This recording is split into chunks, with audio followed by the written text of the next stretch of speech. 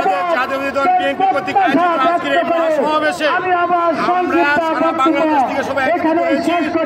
আমরা সন্ত্রাসমুক্ত স্বাধীন বাংলাদেশ চাই। আমরা দুর্নীতিবাজ, তারপর আমরা ধান্দাবাজ থেকে আমরা মুক্তি চাই। দেশের স্বৈরশাসক নিপাত গেছে, আমরা মুক্তি পাইছি দেশ। আমরা দেশ স্বাধীন করেছি ছাত্র জনতাকে নিয়ে, ঐক্যভাবে আমরা দেশ স্বাধীন করেছি। আমরা এই দেশকে সুন্দরভাবে পরিকল্পিতভাবে সুন্দরভাবে চালাতে চাই। দেখুন, অনেকে বলছিলেন আপনাদের ভিতর থেকে যে এই যে অর্জন, এই অর্জনের পরেও এই অর্জনকে নস্যাৎ করার জন্য ষড়যন্ত্র করছে, পিছন থেকে কলকাঠিন আছে, তাদের প্রতি কি বার্তা দিবেন? আন্দোলনের পরে যে আমরা সফলতা পেয়েছি, আমাদেরকে কুচক্রী মহল আমাদেরকে উস্কানি দিবে, আমাদের সাথে অনেক কিছু করবে, কিন্তু আমরা সেই উস্কানিতে বাধ্য হব। আমরা আমাদের ঐক্য ধরে রেখে আগামী নির্বাচন পর্যন্ত আমরা দেশনেত্রী বেগম খালেদা জিয়াকে ক্ষমা দেন, আমাদের পরিচালনা করার একটা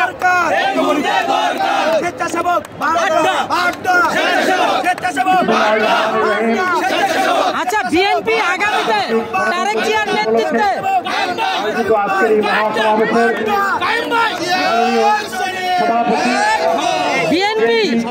বিএনপি তারেক জিয়ার নেতৃত্বে আগামীতে কেমন বাংলাদেশ দিবে?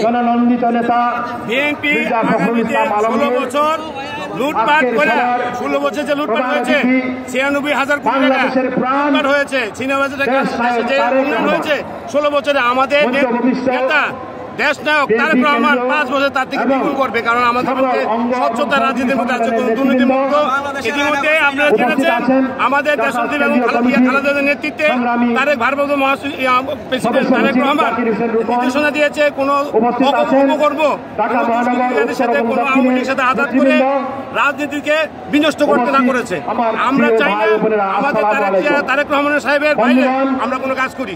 তার নেতৃত্বে যখন দেশ গঠন হবে তখন আমাদের দেশকে অনেক উন্নত দেশ হিসেবে তৈরি করতে পারবেন ইনশাআল্লাহ। আপনি যদি আপনার পরিচয়টা দিতেন, আপনার পরিচয়টা যদি একটু দিতেন। আমি বাংলাদেশ জাতীয় স্বেচ্ছাসেবক দলের বাড্ডা থানার আহ্বায়ক। যে পালিয়ে পার্শ্ববর্তী দেশে গিয়ে সেখানে সে কিন্তু ষড়যন্ত্র করছে, দিন রাত অবিরাম করে যাচ্ছে। সেই দেশের মুক্ত আমরা হয়েছি, কিন্তু তার দোষররা এখনো বাংলাদেশের আনাচে রয়েছে, তারা ষড়যন্ত্রে যুক্ত আছে। আমাদেরকে সজাগ থাকতে হবে। আমাদেরকে এই সরকারকে আমি অনুরোধ করবো, আপনার শিরোমণি অভিযান চালিয়ে এই স্বৈরাচারের দোষরদেরকে অবিলম্বে আইনের আওতায় এনে শাস্তি দিন। বাংলাদেশ মানুষ সেটাই চাচ্ছে। বন্ধুগণ, বাংলাদেশের মানুষ গত 17 বছর নির্বাচন ভোট দিতে পারে না। তাদের ভোটের অধিকারের জন্য কিন্তু হাজার হাজার মানুষ প্রাণ দিয়েছে। আমরা ভোটের অধিকার চাই।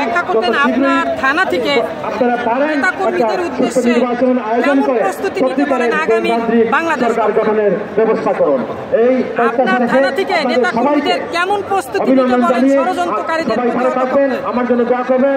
বাংলাদেশ জিন্দাবাদ, বাংলাদেশ জাতীয়তাবাদী দল জিন্দাবাদ, জাসাস জিন্দাবাদ, শহীদ প্রেসিডেন্ট জিয়াউর রহমান অমর হোক, আমাদের নেত্রী দেশ নেত্রী বেগম খালেদা জিয়া জিন্দাবাদ, বাংলাদেশের প্রাণ আমাদের দলের ভারপ্রাপ্ত চেয়ারম্যান দেশ নায়ক তারেক রহমান জিন্দাবাদ জিন্দাবাদ। তাদের কর্মী বাহিনী নিয়ে দেশ নায়ক তারেক রহমানের নির্দেশে আমরা মানুষের মৌলিক চাহিদা। আসাদুজ্জামান শাহীন এবং অ্যাডভোকেট ফরহাদ ইকবালের নেতৃত্বে টাঙ্গাইল জেলা বিএনপির বিশাল মিছিল এসেছে, আপনাদেরকে ধন্যবাদ। আফরোজা খানম রুহিত এবং এস এ জিন্না কবিরের নেতৃত্বে মানিকগঞ্জ জেলা বিএনপির মিছিল এসেছে, আপনাদেরকে ধন্যবাদ।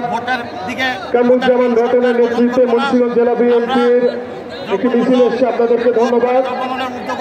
খন্দকার আবু আশফাক এবং অ্যাডভোকেট নিবল রায় চৌধুরীর নেতৃত্বে ঢাকা জেলা বিএনপির একটি মিছিল এসেছে, আপনাদের সকলকে ধন্যবাদ। আমরা পর্যায়ক্রমে সকল নাম বলবো।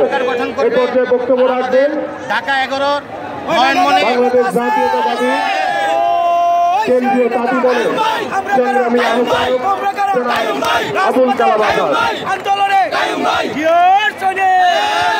তারেক রহমানের আস্থাভাজন ঢাকা 11 নয়নমণি ডক্টর জনাব এম এ কাইয়ুম, তিনিও নির্দেশনা দিয়েছেন, তিনি জনগণের উদ্দেশ্যে কাজ করে যাচ্ছেন।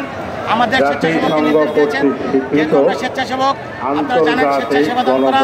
আমরা আমাদের এলাকা এবং ঢাকা সিটিতে স্বেচ্ছাসেবক এবং বিএনপি যত অঙ্গ সংগঠন আছে সবাই চাঁদাবাজি রোধে, মানুষের যেন অত্যাচার না হয় সেগুলো রোধে কাজ করে যাচ্ছে।